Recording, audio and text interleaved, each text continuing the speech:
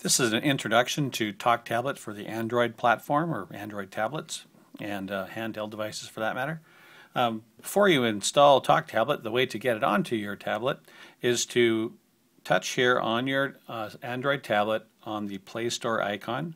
If you don't see it on your opening screen, if you touch here on the looks like a grid of little buttons that says Apps. If you touch there, that's another place you'll find the icon that says App or Play Store. So touch on Play Store, then touch on Apps here in the top left-hand corner, and you'll see this at the very top. You'll see this little magnifying glass. Touch on that, and in the search box here, type in there TalkTablet, and then hit Enter, or you can hit your magnifying glass key in the bottom right-hand corner. And here it brings up TalkTablet. And to download the free version, you just touch on that one there and install it. And that free version is limited in what it'll say. It doesn't save your settings either, so if you start creating buttons and so on, it won't save those settings. That's one limitation. And the other limitation is it'll only speak, I think, 15 times before you need to exit the program and then restart it. But it's free, and it gives you, other than that, all the features are fully enabled, and it's a great way to test out to see if it's right for you and that sort of thing. So anyway, then to install TalkTablet, if you want the full version, you just touch on it, and then you would choose the Buy Now button here, which right now mine doesn't show because I've already purchased it. So anyway, after it's installed, you will see it appear here as an icon on your desktop. If it doesn't appear there, again, look in your apps, and that's where you'll see it there. If you want to put that icon back onto your nice home page, just press and hold it, and then drag it onto your home page will appear, and then you can drag it back up onto here. Now I have two, but anyway, gives you an idea how easy it is to do. Let's start the program. Just touch here on TalkTablet, and it starts. TalkTablet is based on a grid array of buttons, and it can be up to over 150 buttons per page if you want. A button can say something, greetings, and or it can open up a new page of buttons, like a category. Glad to meet you. As I select buttons, they appear up here in what we call the message bar. If I then touch on the message bar, it will say all the things Good morning. That Have you heard? that I've selected as a sentence. Although this one won't make sense, I'll just touch it. Greetings, glad to meet you. Good morning, have you heard? Okay, and here's a clear button. There's 9 vocabulary sets that are included in TalkTablet already, and to see them, touch here on Menu, Settings, and choose Users. And as you can see, we have quite the array of vocabulary sets that are already configured by a speech-language pathologist. And we have a 16 button, emerging language user, 24 button. We have 24 button landscape, 32 button, 24 button, 42, all the way up to 48 buttons per page. So let me show you what a 16 button per page looks like. And let's not forget, and then I press save, let's not forget that you can create a brand new user vocabulary from scratch. You don't have to use ours. Or you can use these ones and then edit them to suit the end user. That's fine too. So this is a 4x4. This is 16 buttons per page. Places. And I could use this to do any number of things. I could use it to talk or speak or whatever I want to do using the 16 buttons per page. Okay, so if I'm going to go into Menu and I choose Settings and I choose Users, let me show you what the 48 button conversation looks like. This vocabulary set has 48 buttons per page. So as you can see, there's an awful lot here.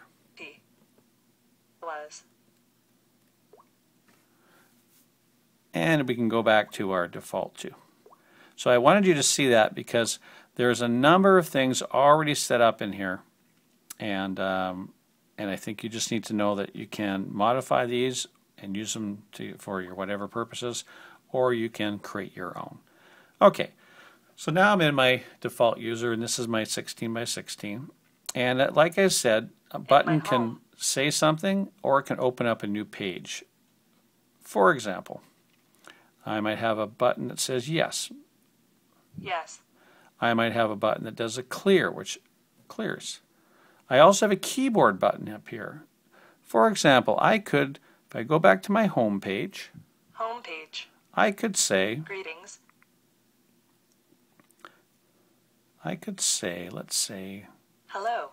and I have met somebody I've never met before, and he's not or she's not on the button here. I could touch here on the keyboard and type in there,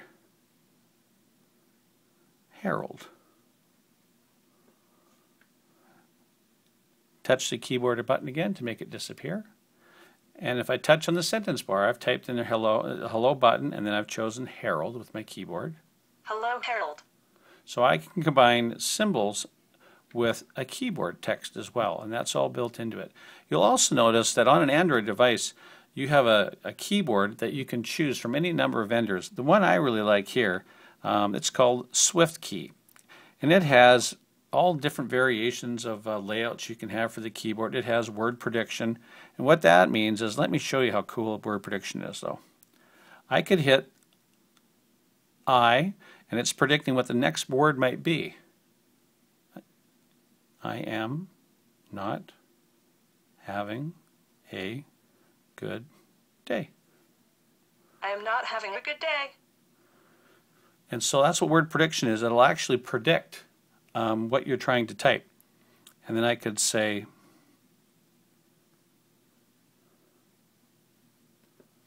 I am not having a good day, Dad.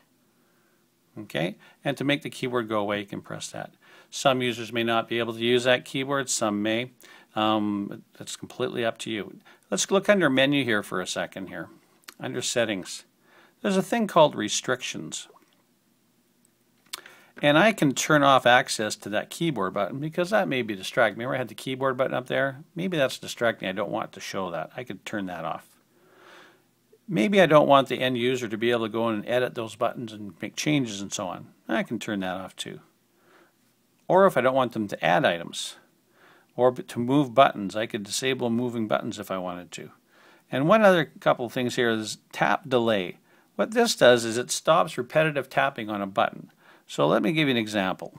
I'll leave it off for now, and I'll leave these other things back on. And watch what happens. Let's suppose I keep hitting the button yes. Yes, yes, yes, yes, yes. And it gets irritating. Yes. And so this can go on Yes, and on and on. yes. So what you can do then, if that becomes irritating, you don't want someone to keep tapping the same button over and over again, we turn on, under settings, the restrictions, let's turn on that tap delay. And we can set in there how much of a delay time we want between touches. These are in seconds, so I'll leave it at 3 seconds just so we have it. And save. Now watch what happens if I keep hitting yes. Yes, See that? yes. It takes all those repetitive ones out of there, which is nice. Okay, what really makes TalkTablet shine, and that's why it's extremely popular, is to do with editing. It is so easy to add and create and modify buttons. It's just that simple. So let me give you an example.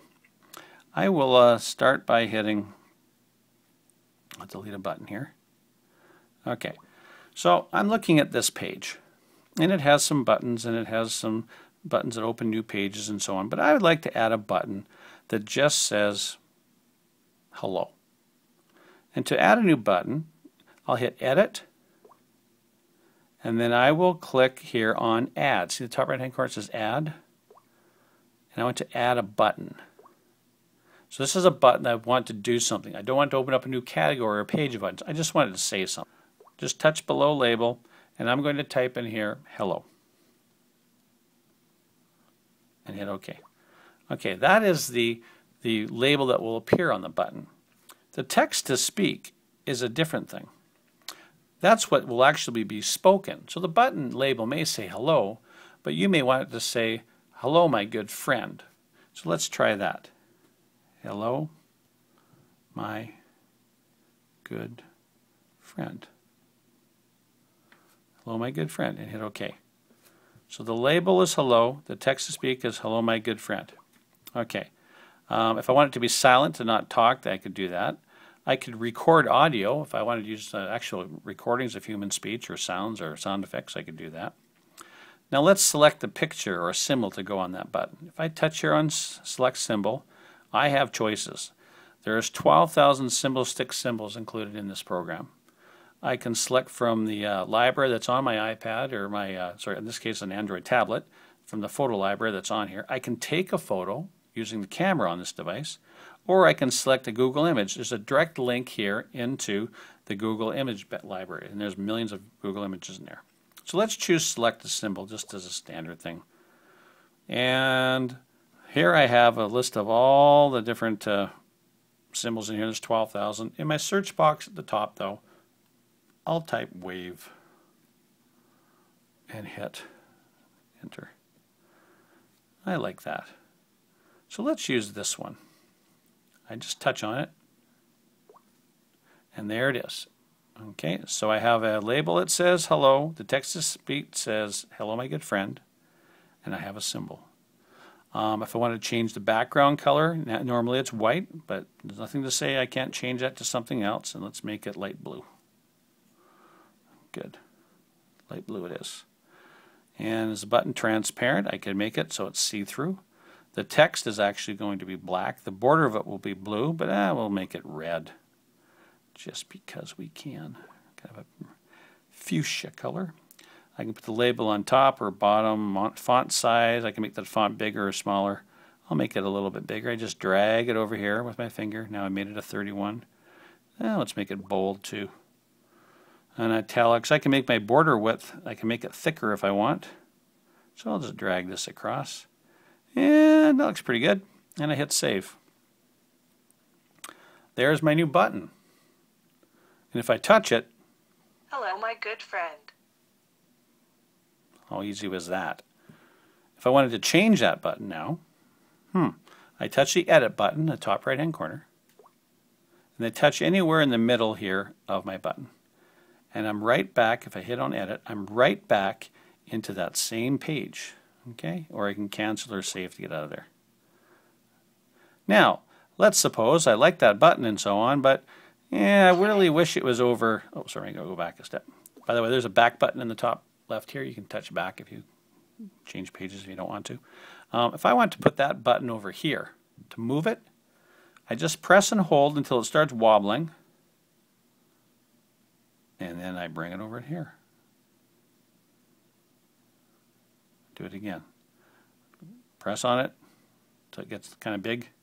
And I move over to between the button if I can. And there it is. Okay. I've moved it. And let's suppose I want to move, let's suppose I don't want it there. Let's suppose I want it right at the beginning of my page. Let's move it again. Press and hold it. And I'm going to bring it right over to here. There it is. Another interesting thing about TalkTablet is we have the ability to make buttons dimmed or invisible. And some speech therapists and practitioners like to present buttons as dimmed and invisible until the user is ready to go that far. So to edit that, to make it dimmed or invisible, I just touch edit. And see this star in the bottom right hand corner? Each time I press that star, it'll toggle from visible to invisible to dimmed and back to visible. So let's make it dimmed. And then I hit done at the top here. See it? It's dimmed. It doesn't do anything. So that's how we can make a button dimmed, invisible, and that sort of thing. Now let's make it visible again. I press it until it's visible. There we go, and done. Okay? That's how simple it is to edit a button.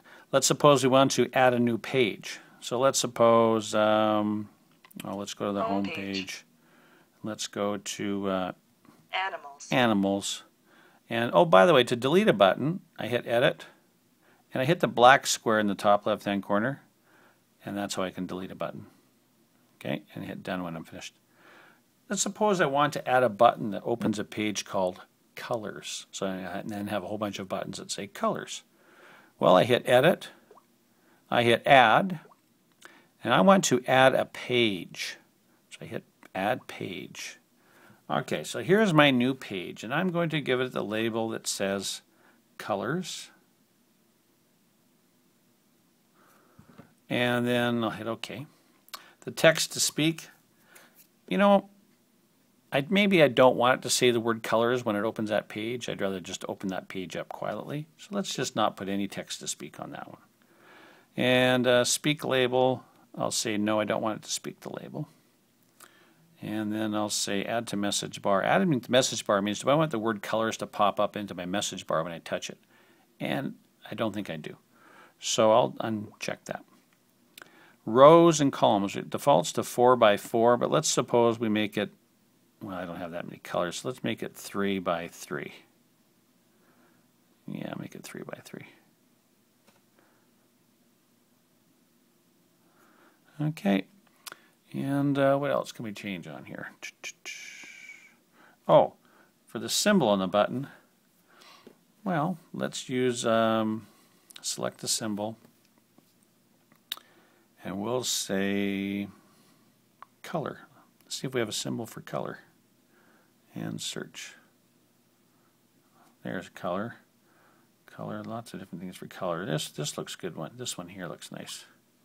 So there's a symbol, and I guess that's all we need. And hit save. Okay, there's that button we just created. I can move it if I wanted to. Let's suppose I wanted to move it down here. Like I showed you before, I press it, hold it, put my finger kind of between the two buttons where I want it to appear. And there it is. Or I can put it over in the middle here if I want. Let's put it back a little farther. Let's put it over here. Okay, and now when I touch on that button, there's my blank page. And to start adding buttons to that, I hit Edit, Add Button. And the first button, I'll say red. Hit OK. Text to speak, I'll say red too. And then this one, I'll use recorded audio instead of text to speech. Yeah, why not? Let's do that. Recorded audio. My favorite color is red. And then I hit save. If I'd like to hear what I just recorded. My favorite color is red. Okay, and then I can put a symbol on there. And I don't know if I have a symbol that just says red.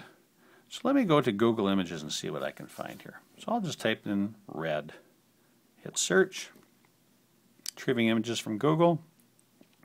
Wow. Okay. We have lots of choices. We'll take, oh, I don't know. They all look nice. Let's just take tried and true, pure red. Yeah, that one, sure. And that's it. Hit save. Red. My favorite color is red. There you go. If I hit the back button, I come back to that page I was on previously. I hit colors and I go back to this page, and I can keep adding buttons. If I decide later on that I chose a 3 by 3 on this grid, and I'd rather actually have many more buttons than that, probably 5 by 5, I can change my page layout at any time. I touch here and edit. I touch on page at the top here. Edit page. And I'm going to choose now, I'm going to make it 5, let's make it 6 by 6. We're just going to go crazy with, oh, that's rows. Yeah, columns. We're going to go 6 by 5. Yeah, why not? Let's say 5 by 5, sure. Save. See the buttons are smaller? Now, I can copy and paste buttons. That's another thing I can show you. If I want to copy and paste this over and over again, I could. Or from this page to any other page. Let me show you that. Let me go back a page. Let's suppose I want that button on that page. So let's do that. That button, I hit edit, I touch it. I choose copy. Great. Now I go to this page. I want to put it there. Edit. Paste. See the top here? Paste. Look at that. How cool is that? And back if I want.